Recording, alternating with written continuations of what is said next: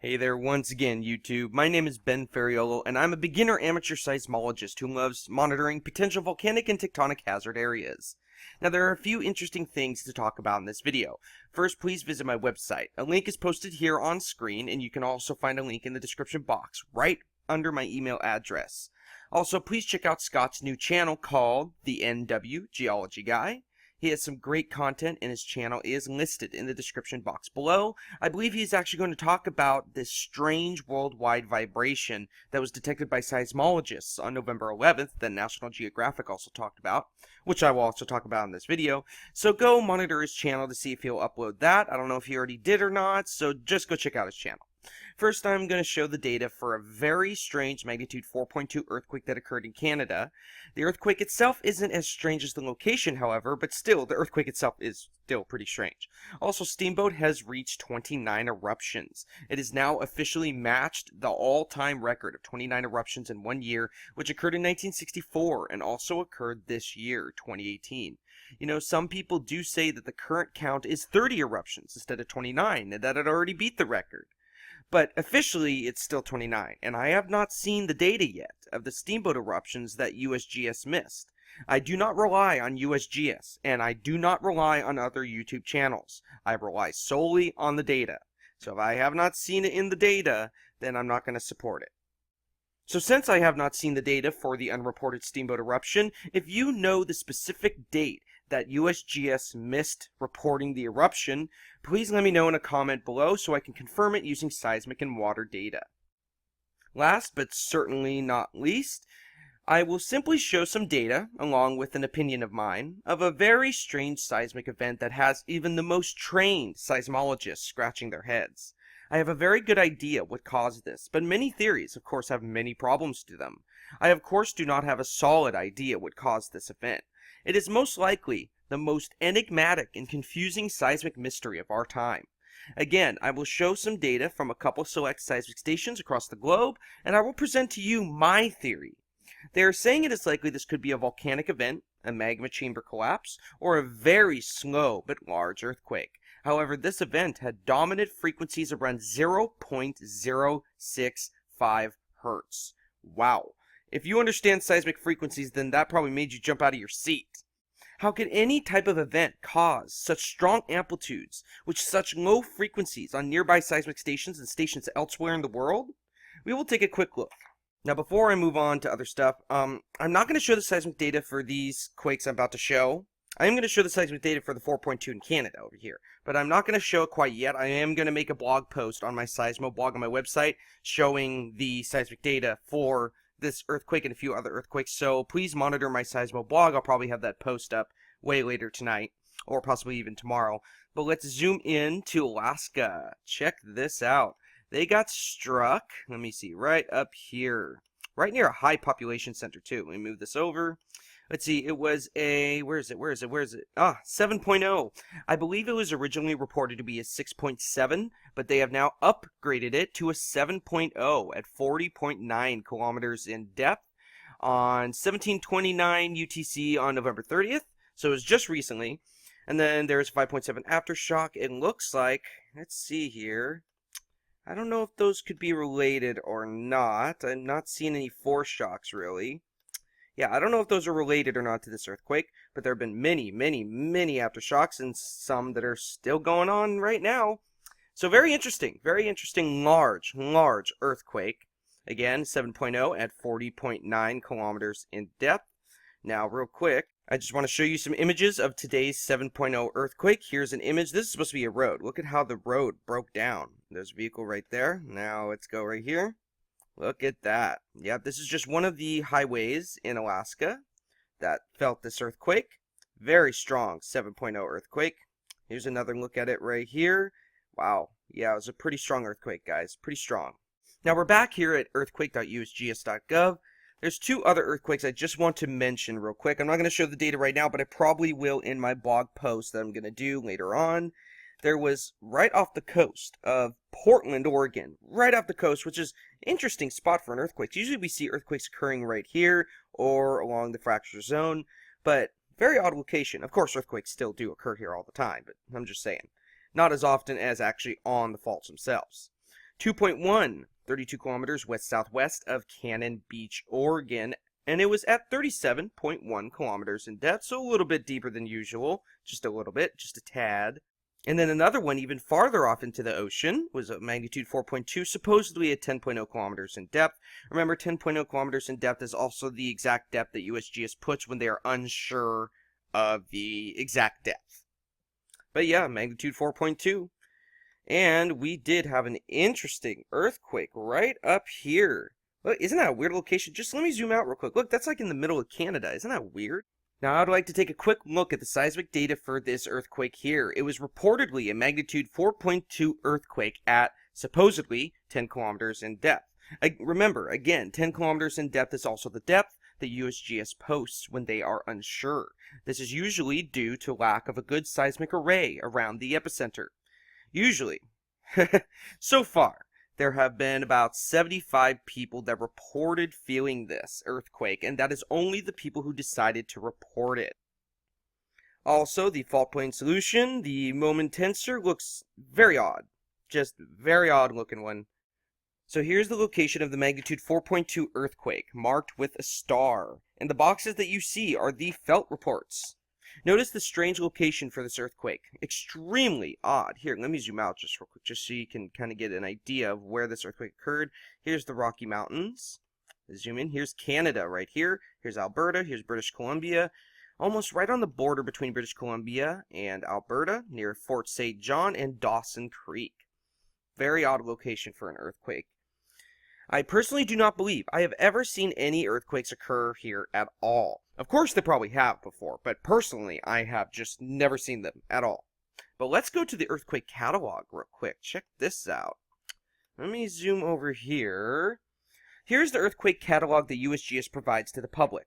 Since November 23rd, 2007 to now, November 30th, 2018, there have only been 11. Here, let me pan this over real quick. Look at that. There have only been 11 earthquakes of all magnitudes. Of course, seismic coverage is spotty up here, but it seems there have only been about 11 earthquakes of all magnitudes since longer than a decade ago. Yeah, very interesting. The largest event to occur were two 4.6 earthquakes about 2 months apart, both at 5.0 kilometers in depth. The first one is right there. And the other second largest one that occurred 2 months prior to that one is right down here. So we really don't see a lot of earthquakes occurring up here, guys. I think, and this is all magnitudes, guys. The smallest one ever recorded for about over a decade ago was a 2.5 at 1.0 kilometers in depth. So very interesting. So seismicity does not occur very often up here, but we did see a good-sized earthquake. And as you'll see in a second, the earthquake characteristics itself are very, very interesting. Now we're back at the event page for the 4.2 in Canada. Let's go to Origin. Now after clicking Origin, quick phases. Let it load just for a second. And then quick distance. Alright. On USGS, if you ever wish to discover the closest seismic station to any reported event, then always go to the earthquake event page for that event. Then click Origin, then click Phases, then click, like you saw me do, Distance right here. After you do that, the first station you see should be the closest station to this event.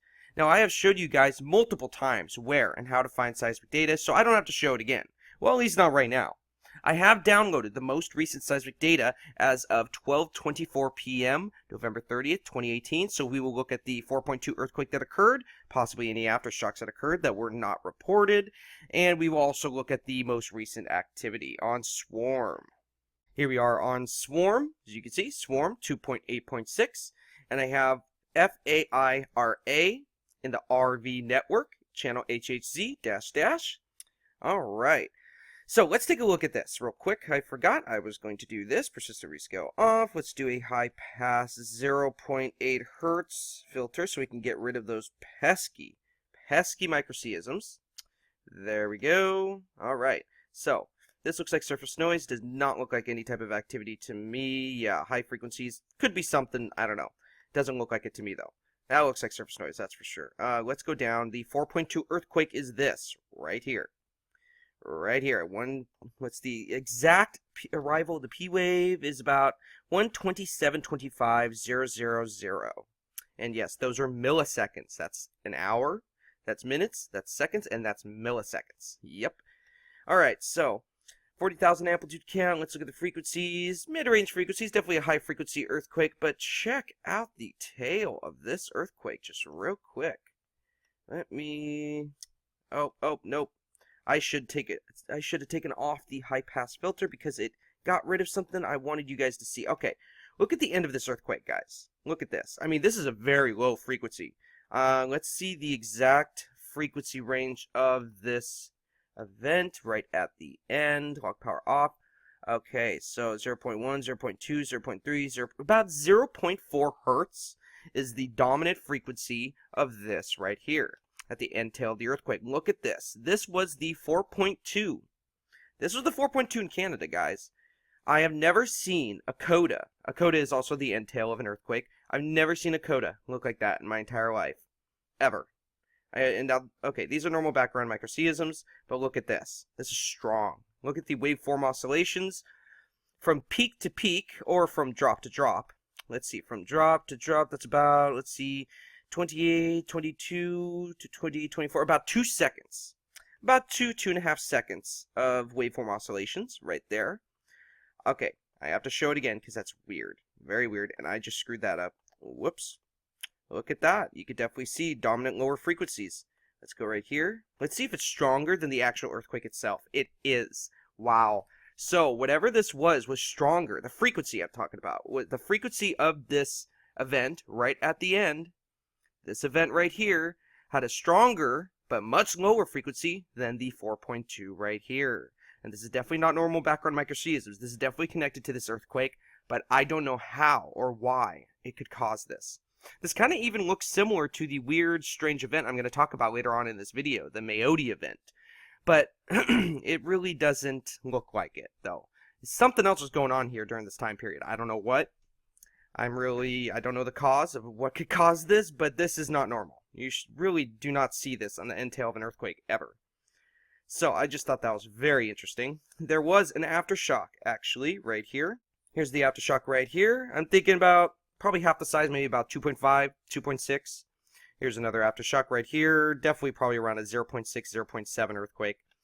But yeah, so they only had those 3 earthquakes and nothing else. As of the most recent activity, let me scroll down here. You can see this is the teleseism from the 7.0 in Alaska that just occurred. Wow. Looks weird, though. Why is it looking like this? Look at that. That is so strange. Let me do the spectra real quick. Wow, that is weird. For any teleseism, that is very weird. And actually, you know what? I'm wrong. It's not really should be labeled. It should not be labeled the teleseism. Teleseism is usually of greater distances than like 1,000 kilometers, I believe. This is more like a regional earthquake since this station right here, FAIRA, that picked this up, is in Canada, in British Columbia near Fort St. John. So I'm thinking that it's more going to be labeled a regional earthquake since it's closer to Alaska. And there's the regional earthquake from the 7.0. Again, here's that strange earthquake right here with weird end tail. Look at that end tail. Look at that. That's the oddest quake I've ever seen in my life. So that was very peculiar. Now, I'm about to show some data for the strange worldwide vibration that has seismologists scratching their heads. But first, I want you all to know that Steamboat has officially erupted a total of 29 times in 2018. By the way, this is my 2018 Steamboat page. Here you can find all of the plots for every single Steamboat eruption of 2018 from seismic station YNM.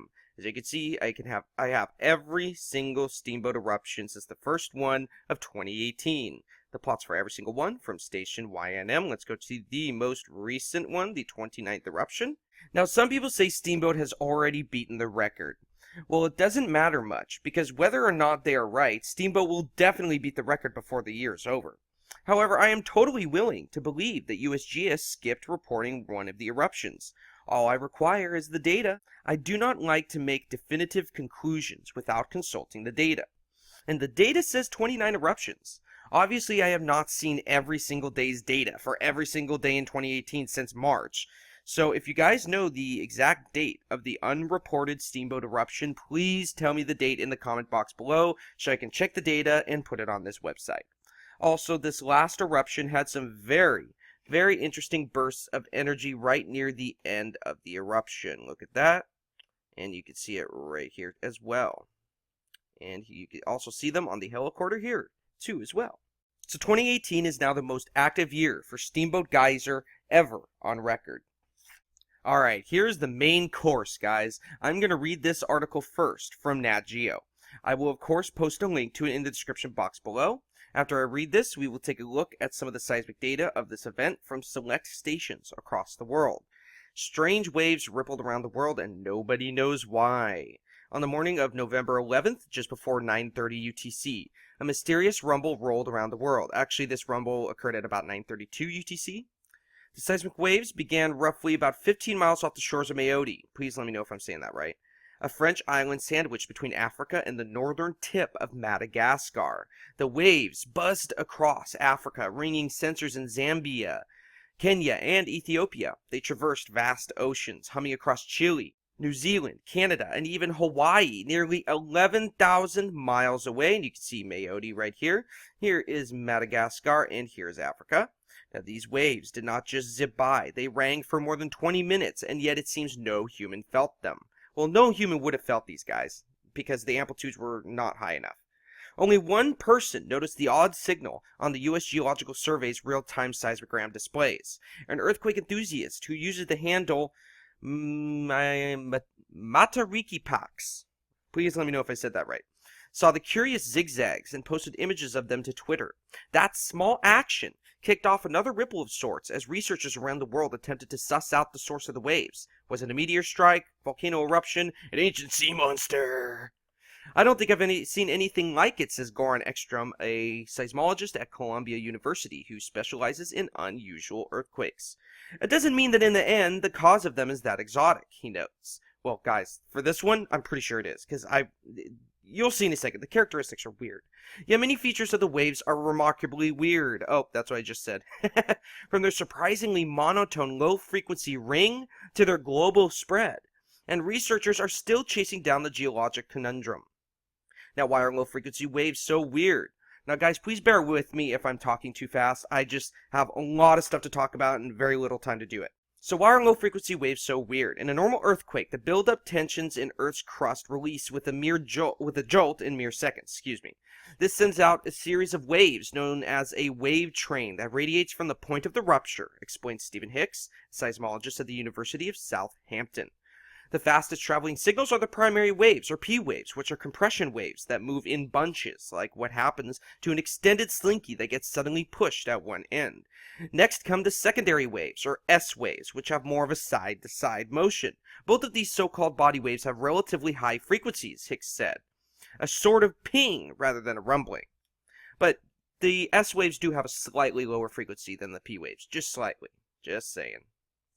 Finally, chugging along at the end come slow, long-period surface waves, which are similar to the strange signals that rolled out from Mayotte. That's what I was thinking, too. They looked a lot like Rayleigh or love waves, guys. Very, very similar. For intense earthquakes, these surface waves can zip around the planet multiple times, ringing Earth like a bell. And guys, we've seen that multiple times with like 8.0, 9.0 earthquakes, even possibly the 7.0 earthquake that occurred in Alaska just a bit ago. However, there was no big earthquake kicking off the recent slow waves. Adding to the weirdness, Mayotte's mystery waves are what scientists call monochromatic. Most earthquakes send out waves with a slew of different frequencies, but Mayotte's signal was a clean zigzag, dominated by one type of wave that took a steady 17 seconds to repeat. It's like you have colored glasses and are just seeing red or something, says Anthony Lomax, an independent seismology consultant. Mayotte's volcanic roots. Based on the scientific sleuthing done so far, the tremors seem to be related to a seismic swarm that's gripped Mayotte since last May. Now, hundreds of quakes have rattled a small nation during that time, most radiating from around 31 miles offshore just east of the odd ringing. The majority were minor tremblers, but the largest clocked in at a magnitude 5.8 on May 15th, the mightiest in the island's recorded history. Yet the frequency of these shakes, they mean the quantity, has declined in recent months. And no traditional earthquakes rumbled there when the mystery waves began on November 11th. The French Geological Survey is closely monitoring the recent shaking, and it suggests that a new center of volcanic activity may be developing off the coast. Mayotte was formed from volcanism, but its geologic beasts haven't erupted in over 4,000 years, supposedly. Instead, BRGM's analysis suggests that this new activity may pinpoint to magmatic movement offshore, miles from the coast under thousands of feet of water. Though this is good news for the island inhabitants, it's irksome for some geologists since it's an area that hasn't been studied in detail. Guys, they're trying... really? Magmatic movement offshore. Okay, I'm just shaking my head. It would not cause a super low frequency of 0.065 hertz, period. I don't care what they say. It will not cause that. I know I'm not a professional, guys, but I know that for a fact. It would cause maybe frequencies around 1 hertz, maybe around 2 hertz, maybe around 3 hertz, maybe even up to 10, 15, 20, maybe even down to 0.8, maybe even down to 0.5. But 0.065? I don't know. And plus that frequency, that dominant frequency of 0.065 hertz, usually when an earthquake happens, sometimes thousands of miles away, the frequency will drop. That's why sometimes you see, let's say a 7.0 occurs in Alaska, look at the stations 1,000 miles away, and the frequency dropped a lot. Well, this frequency all the way around the world carried the same frequency, basically, 0.065 hertz. How did the frequency not drop with distance? That is the one thing that confuses me. Now, the location of the swarm is on the edge of the geological maps that we have, says Nicholas Taufer, head of the Seismic and Volcanic Risk Unit at BRGM. There are a lot of things that we don't know, and as for the November 11th mystery wave, he says, it's something quite new in the signals on our stations. Since mid-July, GPS stations on the island have tracked it sliding more than 2.4 inches to the east and 1.2 inches to the south, according to data from the Institut that's in French, it looks like. I'm not good at speaking French. Using these measurements, Pierre Briol of the École Normale Supérieure in Paris estimated that a magma body that measures about a third of a cubic mile is squishing its way through the subsurface near Mayotte. The early period of rumbling was also overprinted with what seemed to be the P and S waves of tiny tremors, explains Lomax, who spotted the faint pings by filtering out the low-frequency signals. Such pings are commonly associated with magma moving and fracturing rock as it squirts through the crust, but even those signals were a little strange, says Helen Robinson, a PhD candidate in applied volcanology at the University of Glasgow. They're too nice, they're too perfect to be nature, she jokes, although she quickly adds that the industrial source is impossible. I agree with her, that's impossible. Since no wind farms or drilling are taking place in the deep waters offshore off Mayotte shores. Okay, wait, wind farms and drilling? I know she just said it's impossible, but it is so impossible that it shouldn't even be mentioned. I'm not joking. Drilling cannot cause a signal all the way around the world. Ekstrom thinks that the events on the morning of November 11th actually did begin with an earthquake of sorts equivalent to a magnitude 5 trembler. It passed by largely unnoticed, he suggests, because it's what's known as a slow earthquake. These earthquakes are quieter than their speedy cousins since they come from a gradual release of stress that can stretch over minutes or even days. The same deformation happens, but it doesn't happen as a jolt. Okay, now that is a possibility, yes, guys, but I personally don't believe it.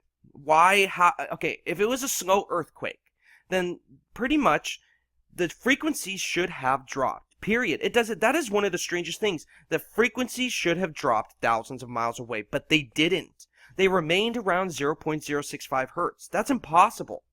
Frequencies have to drop with distance. I mean, that's pretty much physics. So how the hell? It is not a slow earthquake. Personally, I do not believe it's a slow earthquake or volcanic activity at all. Yeah, I'll tell you what I think in a little bit, but it's definitely not a slow earthquake because the frequency would have dropped with distance, but it did not. These slow types of earthquakes are often associated with volcanic activity. At the Mount Noriego-Gongo volcano in the Democratic Republic of Congo, a similar slow earthquake and low-frequency waves were linked with the magma chamber collapsing.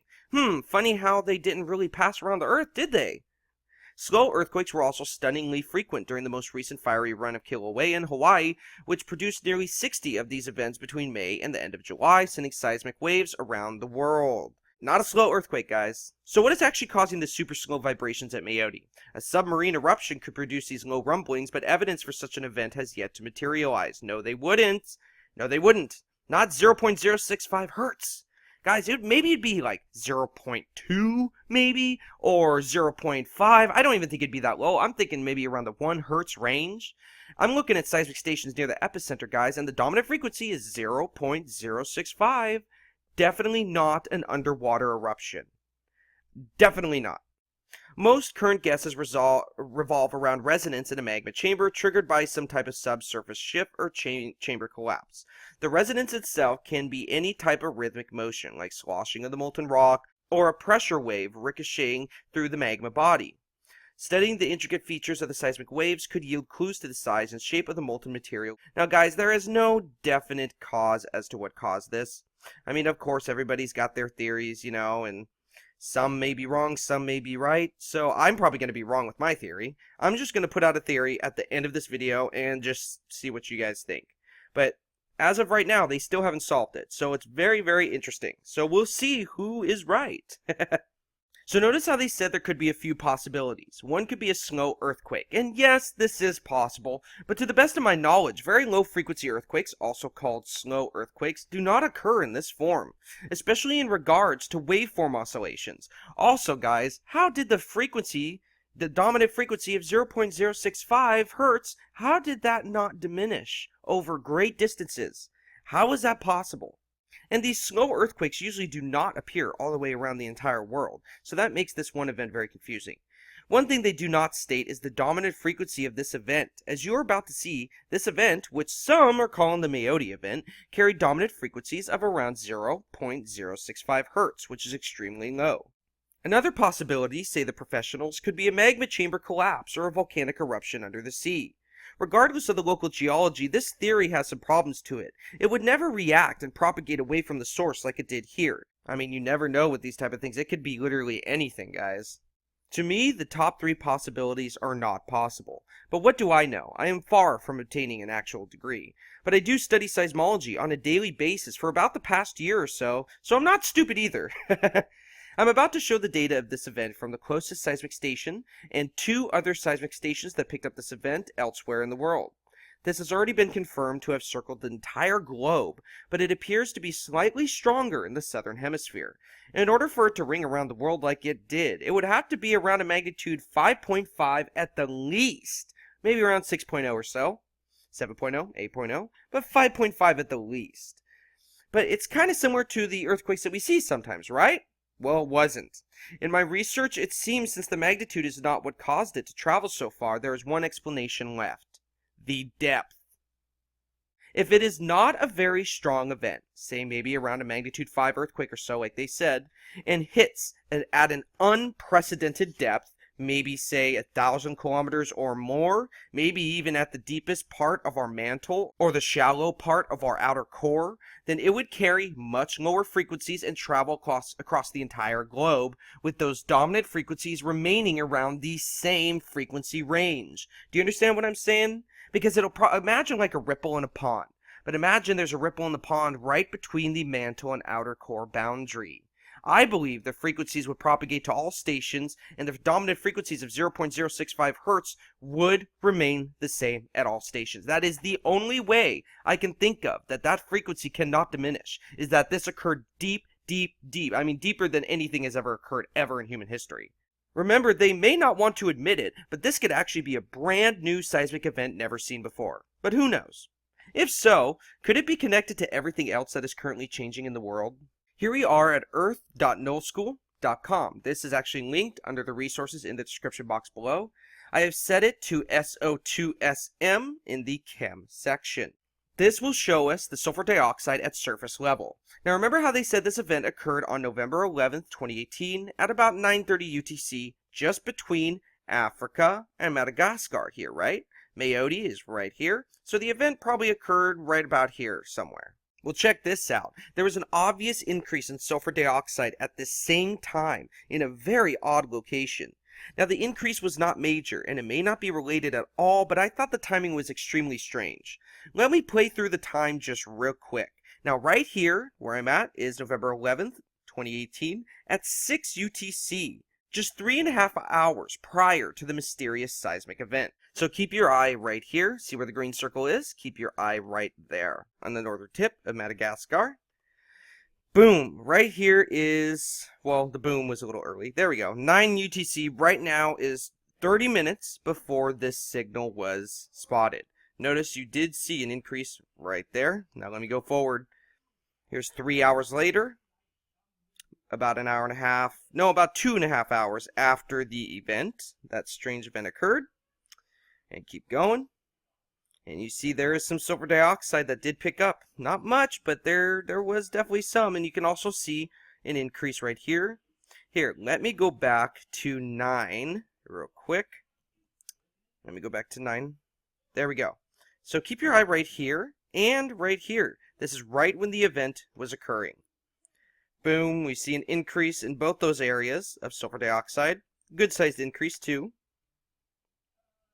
The northern tip of Madagascar is an odd location for an increase in sulfur dioxide. Very odd. And I don't think they have that many cars driving around up there, so... And here's a day later, the 12th at 9 UTC.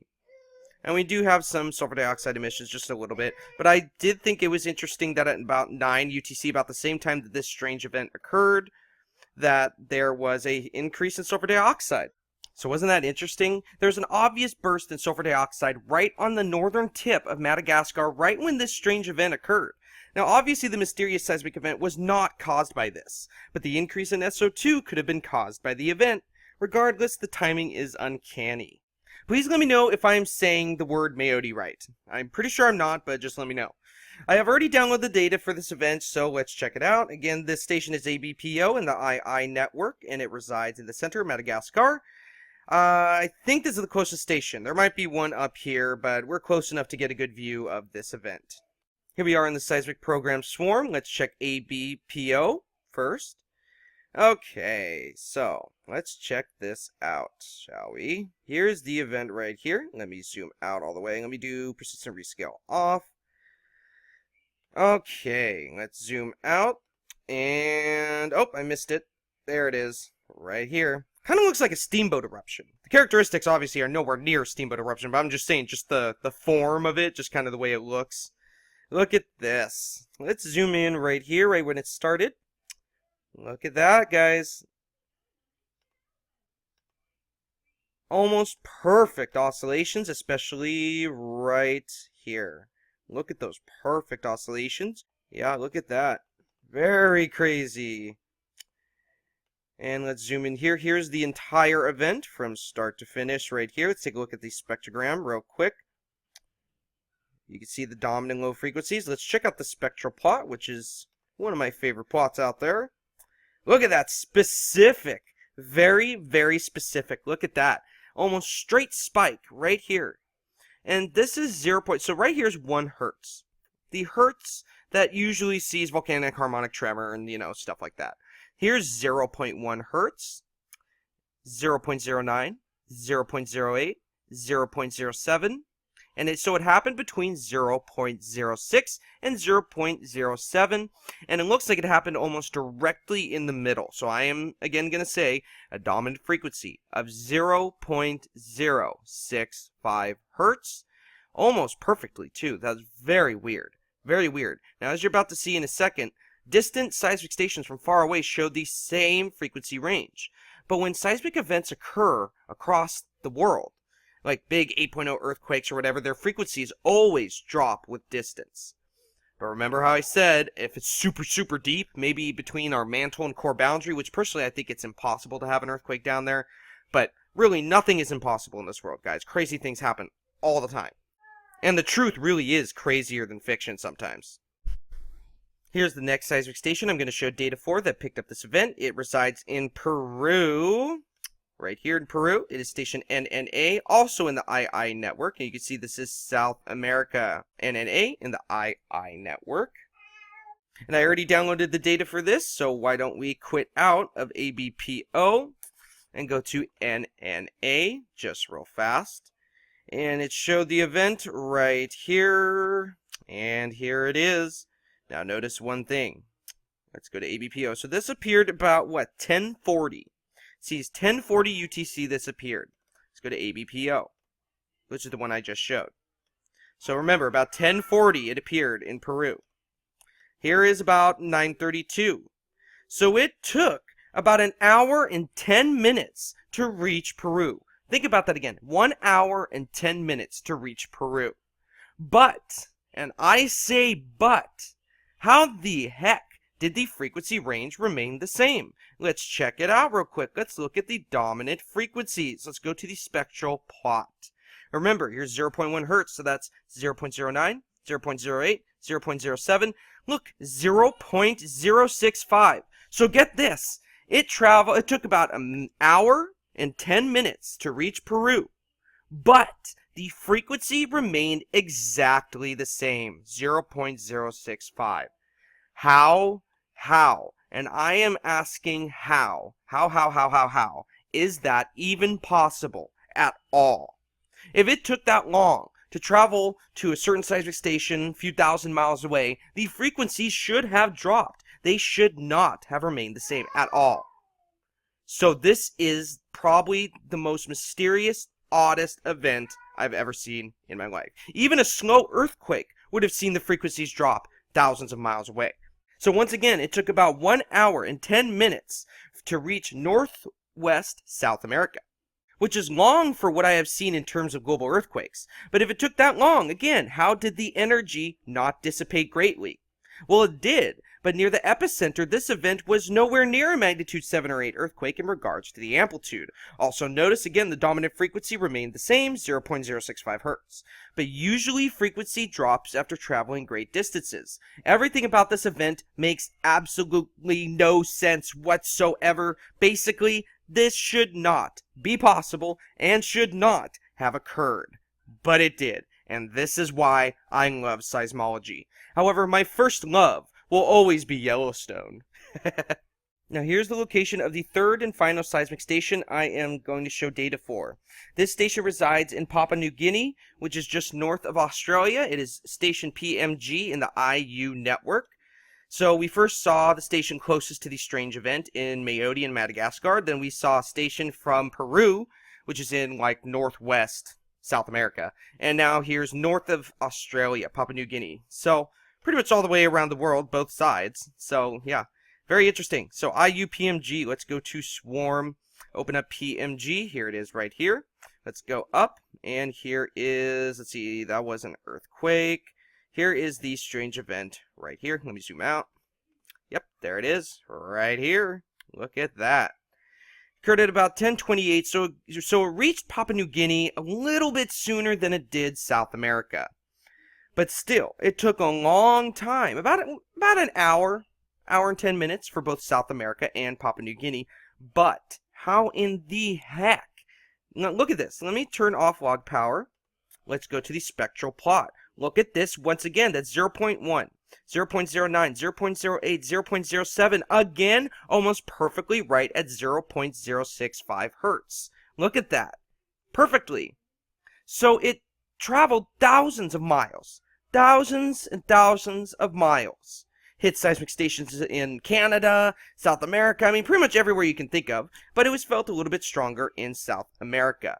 But how can a seismic wave take about an hour to reach a seismic station, but the epicenter, near the epicenter, it shows dominant frequencies of 0.065 hertz? How the heck? Again, I ask over and over and over because it's freaking me out. How did the frequencies not drop at all? They remained exactly the same. Is this some sort of alien signal from deep within our planet? Geez. This almost seems artificial to me, I have to say. You know, I have two theories of what this is, and I'll tell you in the conclusion of this video what my two theories are. But look at this. Again, the frequency remained exactly the same, and the spectrogram's all messed up. There it is right there. You really can't see the spectrogram, not well, but you can see it in the waveforms and on the spectral plot. My goodness, guys, this is definitely the craziest thing I've ever seen. The frequencies did not drop with distance at all. At all. How? Again, please let me know. How is that possible? So what the living heck could this be? We see the frequencies did not diminish at all here as well. Almost perfectly 0.065 hertz once again, just like every other seismic station across the globe. Yes, across the globe, the frequencies remain the same. I'm so sorry I am repeating myself, but I am freaking out. That's impossible, guys. If you understand earthquakes and physics, that doesn't make any sense. Frequencies usually drop with distance. That is what I see every single day with seismic activity. So how did the frequency remain exactly the same? This could possibly be a brand new type of seismic event never previously seen before. Again, what could it be? Well, some of the theories do not make sense at all. A magma chamber collapse or volcanic eruption would contain many different characteristics than this. It of course may have to do with volcanic activity. I'm not saying it's not. That is a possibility, of course. But I do have one theory that most people seem to not even mention. My first theory, which still don't know what it would be caused by, but my theory is that this is artificial, but that it's coming from deep within the earth. But that's impossible. That is one theory I do not want to touch. But to me, the fact that the frequency range is so exact, I don't care what geology got in the way, or what geographical features or whatever got in the way, it should not remain the same thousands of miles away. It shouldn't. It just makes no sense to me. But I believe this was some type of new earthquake, but of a low magnitude, possibly around 4.0, 5.0. I don't know what the exact magnitude would be, but the fact that it was not terribly strong on the closest seismic stations, the fact that the dominant frequency range sustained after passing thousands of miles, and the fact that it was seen all across the world points to a deep event. Yes, a deep event. The deepest earthquake ever recorded was a magnitude 4.2 at 735.8 kilometers in depth in Vanuatu, please let me know if I'm saying that right, in 2004. But I personally believe this event occurred much deeper, possibly signifying a type of breach of the barrier between our outer core and the mantle. Yes, that is what I am thinking it was caused by. That's my personal theory. That would not be a good thing at all. That is just the theory I'm sticking with, though, unless new data emerges pointing me in a different direction, and that could at any time. Just in case, please look out for a large spike in volcanic activity in the next 6 months to a year. Remember, there is no set cause right now, just theories floating around because of how remarkably strange this is. And again, one last time I'm saying it, the dominant frequency of 0.065 Hertz traveled thousands of miles, and normal earthquakes, every other seismic event I have ever studied, hundreds and hundreds of miles away, even thousands of miles away, the frequencies always drop, or they change, always. But this strange event's dominant frequencies of 0.065 Hertz remain the same, thousands of miles away, which it shouldn't have done that. So I am completely excited to get the chance to analyze this event closely. If you would like to learn how to access seismic data and analyze it so you can take a look at this event yourself, please feel free to visit my website. The link is on screen now and can also be found under my email address in the description box below. My website should help you learn how to do that, but if it doesn't, please feel free to email me with any questions or comments. Also, please visit Scott's new channel, the NW Geology Guy, as he might make a video about this as well. If any new information comes to light, I will for sure talk about it. I'm still continuing to upgrade certain sections of my website, so I may be out of commission for a few days, unless something major occurs. I'm still studying this event very closely. Stay safe, and God bless. Strange events, no matter what they may be about, are increasing around the world at a staggering pace. Remember, the truth is considered hate or fear to those who hate or fear a specific truth. Ben Ferraiuolo signing off. Let's hope this strange seismic event does not happen again.